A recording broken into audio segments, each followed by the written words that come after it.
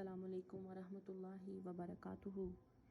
اللہ تعالیٰ سے دعا ہے کہ وہ ہمیں تمام گناہوں سے، پریشانیوں سے، مصیبتوں سے اور ناگہانی آفتوں سے محفوظ فرمائے، ہمیں نیک کام کرنے کی توفیق عطا فرمائے، ہمیں اور ہمارے بچوں کو معاشرے کی گندگی سے اور بری صحبتوں سے محفوظ فرمائے، ہمیں جائز اور ناجائز، حلال اور حرام کا علم عطا فرمائے، اور اللہ سے یہ دعا ہے کہ وہ ہمارا خاتمہ ایمان پہ فرمائے، آمین ثم آمین۔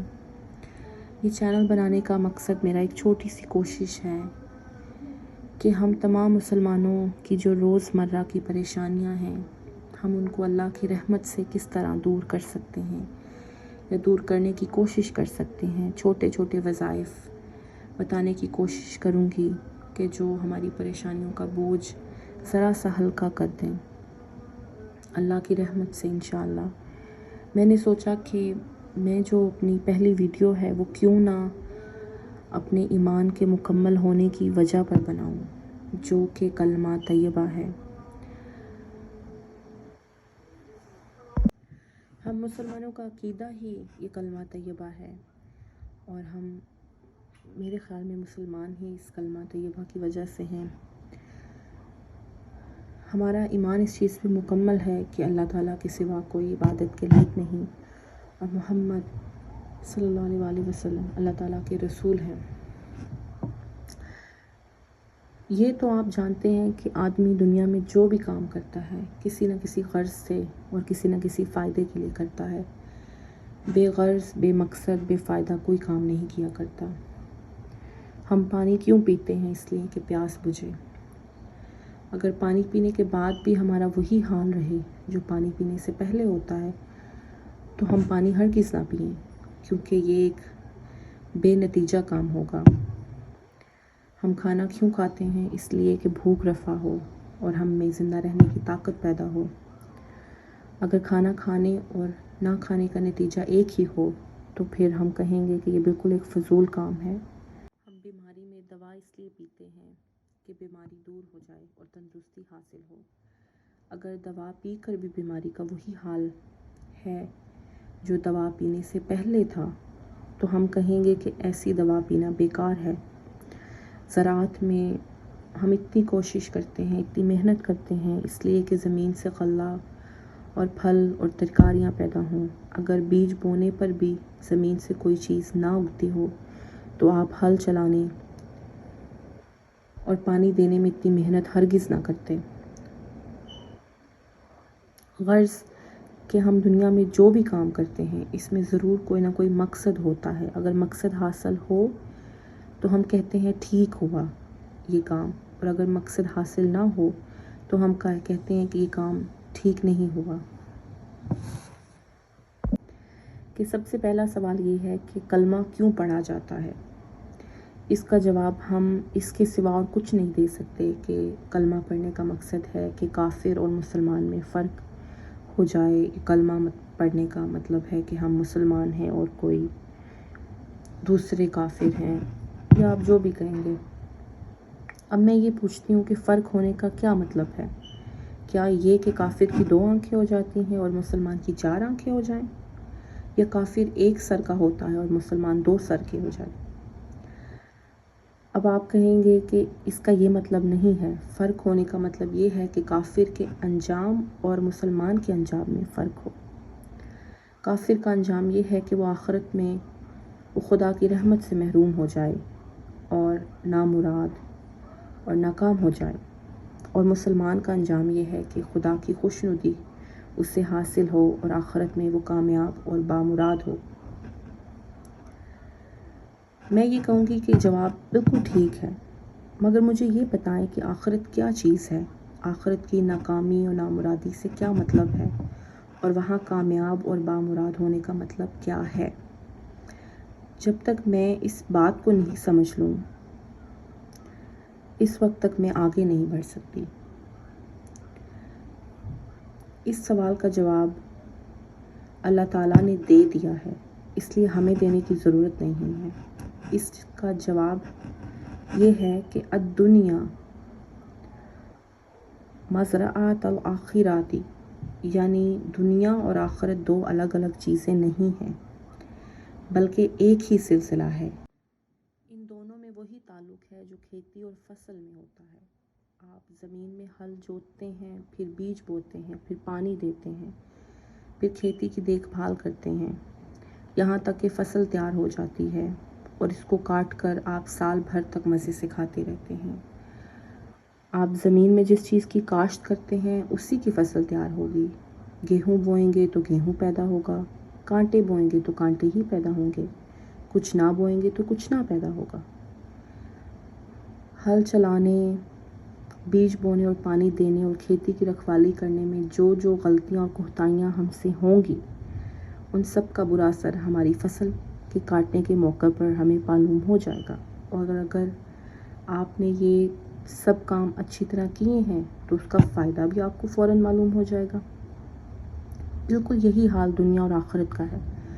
دنیا ایک کھیتی ہے۔ اس کھیتی میں انسان کو اس لیے بھیجا گیا ہے کہ اپنی محنت اور اپنی کوشش سے اپنے لیے فصل تیار کریں۔ پیدائش سے لے کے موت تک کے لیے انسان کو اس کام کی مہلت دی گئی ہے۔ اللہ تعالیٰ نے انسان کو جو مہلت دی ہے اور اس مہلت میں جیسی فصل انسان نے تیار کی ہے ویسی ہی فصل وہ موت کے بعد دوسری زندگی میں کاٹے گا، اور پھر جو فصل وہ کاٹے گا اسی پر آخرت کی زندگی میں اس کا گزر بسر ہوگا۔ اگر کسی نے عمر بھر دنیا کی کھیتی میں اچھے بیج بوئے ہیں، اچھے پھل بوئے ہیں، ان کو خوب پانی دیا ہے اور ان کی خوب رکھوالی کی ہے، تو آخرت کی زندگی میں جب وہ قدم رکھے گا محنت کی کمائی ایک سرسبز شاداب باغ کی صورت میں تیار پائے گا، اور اسے اپنی اس دوسری زندگی میں پھر کوئی محنت نہیں کرنی پڑے گی، بلکہ دنیا میں عمر بھر محنت کر کے جو باغ اس نے لگایا تھا اسی باغ کے پھلوں پر وہ آرام سے زندگی بسر کرے گا۔ اسی چیز کا نام جنت ہے، اور آخرت میں بامراد ہونے کا یہی مطلب ہے۔ اس کے مقابلے میں جو شخص اپنی تمام زندگی میں کانٹے اور کڑوے کسیلے زہریلے بیج بوتا رہا ہے، آخرت کی زندگی میں انہی کی فصل اسے تیار ملے گی۔ وہاں پھر اس کو دوبارہ ایسا موقع نہیں ملے گا کہ اپنی اس حماقت کی تلافی کر سکے اور اس خراب فصل کو جلا کر اچھی فصل تیار کر سکے۔ یہ بات جب آپ نے سمجھ لی تو ساتھ ہی یہ خود بخود سمجھ آ جائے گا کہ مسلمان اور کافر کے انجام کا فرق یوں ہی بلا وجہ نہیں ہو جاتا۔ دراصل انجام کا فرق آغاز ہی کے فرق کا نتیجہ ہے۔ جب تک دنیا میں مسلمان اور کافر کے علم و عمل کے درمیان فرق نہیں ہوگا، آخرت میں بھی ان دونوں کے انجام کے درمیان فرق نہیں ہو سکتا۔ یہ کسی طرح ممکن ہی نہیں ہے کہ دنیا میں ایک شخص کا علم اور عمل ہے اور پھر آخرت میں وہ اس انجام سے بچ جائے جو کافر کا انجام ہوگا۔ یہ جو ہمارا کلمہ طیبہ ہے وہ ہمیں دنیا میں وہ باغ لگانا سکھاتا ہے جس کے پھل آخرت میں ہم نے توڑنے ہیں۔ اگر انسان اس کلمے کو نہیں مانتا تو وہ اس کے باغ لگانے کا طریقہ ہی نہیں معلوم کر سکتا، پھر وہ باغ لگائے گا کس طرح اور آخرت میں پھل کس طرح توڑے گا؟ اور اگر آدمی اس کلمے کو زبان سے پڑھ لیتا ہے مگر اس کا علم بھی وہی رہتا ہے جو نہ پڑھنے والے کا علم ہے، تو اس کا عمل بھی ویسا ہی رہے گا جیسا کافر کا عمل ہے۔ ہم نے زبان سے کلمہ پڑھ کے کوئی اللہ تعالیٰ پہ احسان نہیں کیا کہ ہم باغ لگانے کا طریقہ ہی معلوم نہ کر سکیں، باغ لگائیں بھی نہیں، ساری عمر کانٹے ہی بوتے رہیں، اور پھر آخرت میں ہم اللہ سے یہ توقع کریں کہ ہمیں پھولوں سے لہلاتا ہوا باغ مل جائے گا۔ اس علم کے بعد دوسرا علم آپ کو کلمہ سے یہ حاصل ہوتا ہے کہ حضرت محمد صلی اللہ علیہ وآلہ وسلم اللہ تعالیٰ کے رسول ہیں، اور بات جب آپ کو معلوم ہو گئی تو اس کے ساتھ ہی یہ بات بھی آپ کو خود بخود معلوم ہو گئی کہ اللہ کے رسول نے دنیا کی کھیتی میں کانٹوں اور زہریلے پھلوں کے بجائے پھولوں اور میٹھے پھلوں کا باغ لگانا جس طرح سکھایا ہے اسی طرح آپ کو باغ لگانا ہے۔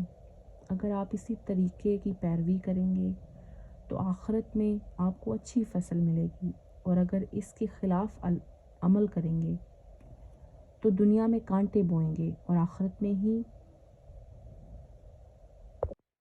یہ بات جب آپ کو معلوم ہو گئی ہے تو اس کے ساتھ ہی یہ بات بھی آپ کو خود بخود معلوم ہو گئی کہ اللہ تعالیٰ کے رسول نے دنیا کی کھیتی میں کانٹوں اور زہریلے پھلوں کی بجائے پھولوں اور میٹھے پھلوں کا باغ لگانا ہمیں سکھایا ہے. اسی طرح ہمیں بھی یہی باغ لگانا چاہیے. اگر آپ اور میں ہم سب اسی طریقے کی پیروی کریں گے تو آخرت میں ہمیں اچھی فصل ملے گی، اور اگر اس کے خلاف کریں گے تو دنیا میں جو کانٹے ہم نے بوئے ہیں آخرت میں ہمیں وہی کانٹے ملیں گے، ہمیں کچھ الگ نہیں ملے گا. اور اگر آپ کو یقین ہے کہ ایک دن مرنا ہے اور مرنے کے بعد پھر دوسری زندگی ہے اور اس زندگی میں آپ کو اسی فصل پر گزارا کرنا ہے جو آپ نے اس زندگی میں تیار کی ہے، تو پھر یہ ناممکن ہے کہ رسول پاک صلی اللہ علیہ وسلم کے بتائے ہوئے طریقے کو چھوڑ کر کوئی دوسرا طریقہ اختیار کریں. دنیا میں ہم کھیتی باڑی کیوں کرتے ہیں؟ اس لیے کہ ہمیں یقین ہے کہ اگر کھیتی باڑی نہ کی تو پھر غلہ پیدا نہ ہوگا، اور غلہ پیدا نہ ہوا تو بھوکے مر جائیں گے.